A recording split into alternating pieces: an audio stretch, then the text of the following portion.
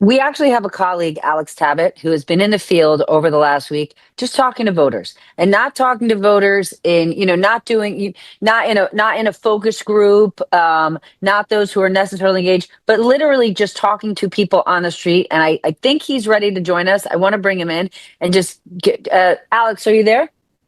Yes, Steph. Here we go. Alex. You've been in the Nice to meet you. streets. Tell us where you've been, what the experience has been, who you've spoken to, and all about it. Go. Yeah, I've spent a a lot of time at gas stations, not just in the last week, but in the last couple of months.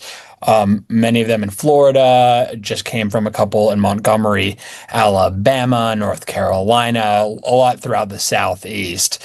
And basically, I've been visiting these gas stations 2 or 3 times a week, interviewing people as they're filling up the pump since this war began. I just want to give you like a quick example of, some of the things I'm hearing. I asked some of the people at these gas stations to describe how they feel about the state of the economy in one word.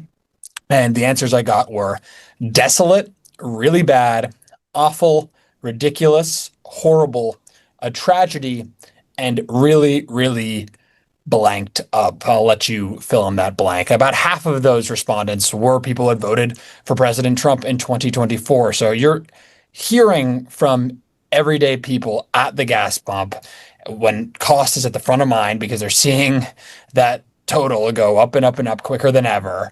A sense of economic exasperation. And you're hearing from certain members of the MAGA base, diehard Trump voters, many of whom I spoke to in Alabama and also in Florida, a willingness to trust the process and a willingness to be patient with President Trump. But you can feel as each week goes on, this patience starting to wear thin as we're now obviously more than 60 days into this war, Steph. But they're feeling, actually, I think we have some sound, do we?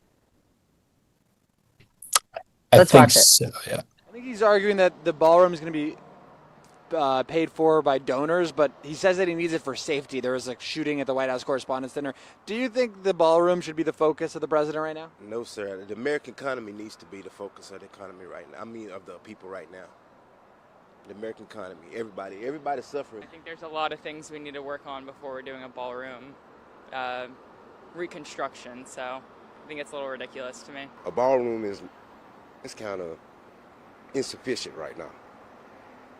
That's just my thought, that's my opinion. I really can't say what's going to happen, but at the same time, you got to understand that there's people out here suffering. There's people out here struggling. There's no food. We can't really survive out here.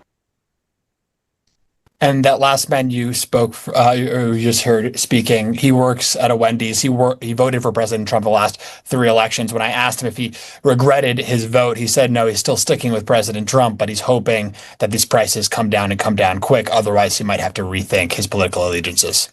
Steph? Can I just ask?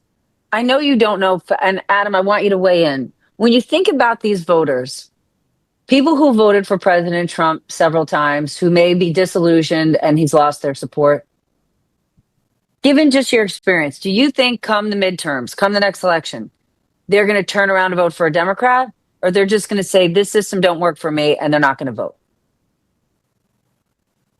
From the conversations I've had, I think it's the second option. I'm hearing a kind of fed up feeling with just government and politics writ large. A lot of the people who I've spoken to, not just at gas stations, but at Trump rallies and at all these events leading up to the 2024 presidential election, they continue to see their vote for President Trump as a protest vote, as a middle finger to the system, as raging against the political machine. And what's happening now is some of those people are starting to believe that actually President Trump is just like everything else, everything that they were fighting against, they were protesting against, they were standing up against. He's just this same part of that same system, which doesn't benefit people like them.